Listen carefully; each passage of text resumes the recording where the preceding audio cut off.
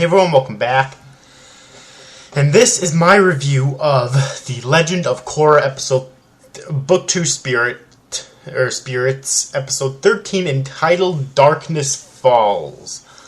I don't know why it's titled that, because darkness does not fall in this episode. It's probably going to fall in next episode, unless they do a completely different change of pace and actually have a cliffhanger for the next season. I mean, that'd be an easy way to make a next season, but we already know there's going to be 2 more anyways, but yeah.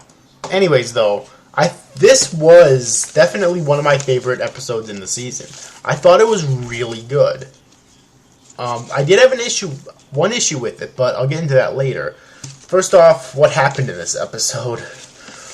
Well, mainly, why do I keep saying fucking Tarlock? Unalaq ends up basically entering the spirit world and fusing with Vaatu. Long story short, he fuses with Vaatu, and there's an epic fight scene between him fused with Vaatu and Korra, the light spirit, I forget her name, but the light spirit ends up powering up Korra even further, and when she's about to be killed and the fight scene continues. However, Unalaq ends up dragging the light spirit out of Korra and basically defeating it. At least it would seem so far. And Korra ends up fainting. Alright, basically because she's defeated for the time being. Alright, and we also have the other subplot, which is Tenzin, Bumi, and their sister, I forget her name, going into the spirit world themselves in order to rescue Jinora. And they do end up meeting General Iroh, the old General Iroh there too, which is kind of interesting.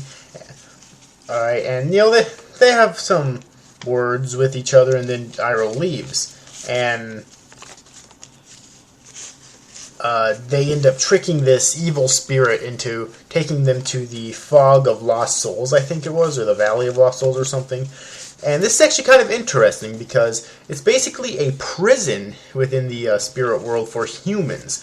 Any human that's thrown in there, the fog itself that surrounds them is actually a spirit that goes into their mind and comes across their deepest and darkest fears and basically makes them a reality in their mind until they go insane. Alright, and over the past 10,000 years, or maybe even longer than that, there have been so many, humans that were there, and Jinora was there too. Alright.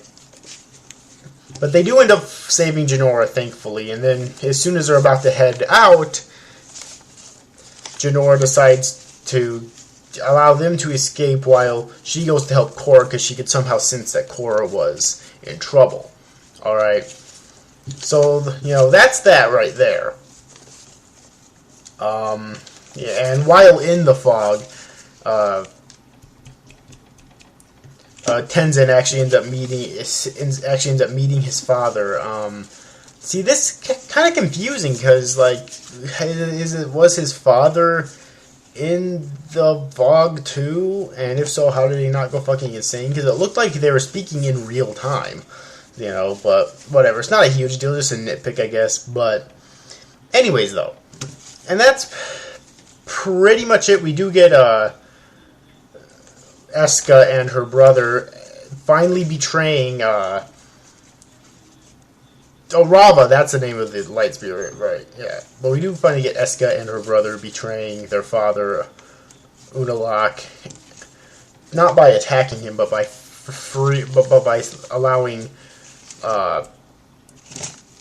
Mako and Bolin to go back into the light world again, or back into the spirit world again. I mean, in order to help out Korra. All right, and I think it's supposed to be a romantic scene, but I think I see it as kind of a humorous scene where we have Eska and Bolin kissing, and Mako thinks that Bolin was just acting, but he has tears in his eyes. And I think it's supposed to be sentimental and romantic, but I think it was actually kind of humorous.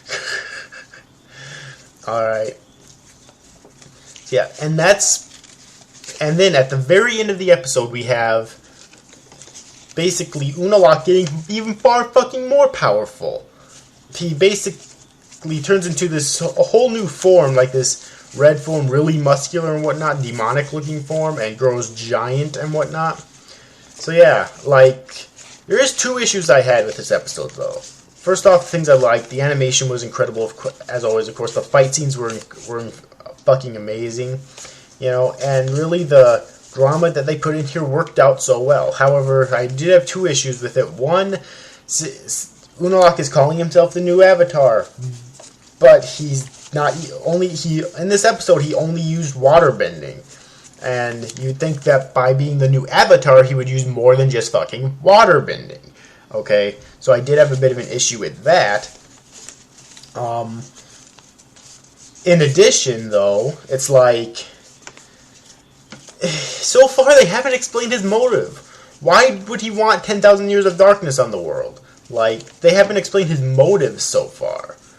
And also, even though he's the new Avatar, he would still age and die just like a normal human, so he wouldn't get anywhere fucking close to living to actually see the full 10,000 years, would he? Like, I really hope that it explains this stuff. Alright, so really three issues I have with stuff, so I really hope that they explain this stuff, and they only have one more episode to do that in. Let's see if they can do it. So yes, but anyways, overall, hope you enjoyed this review, guys. See you after, guys. Thanks for watching. Bye-bye.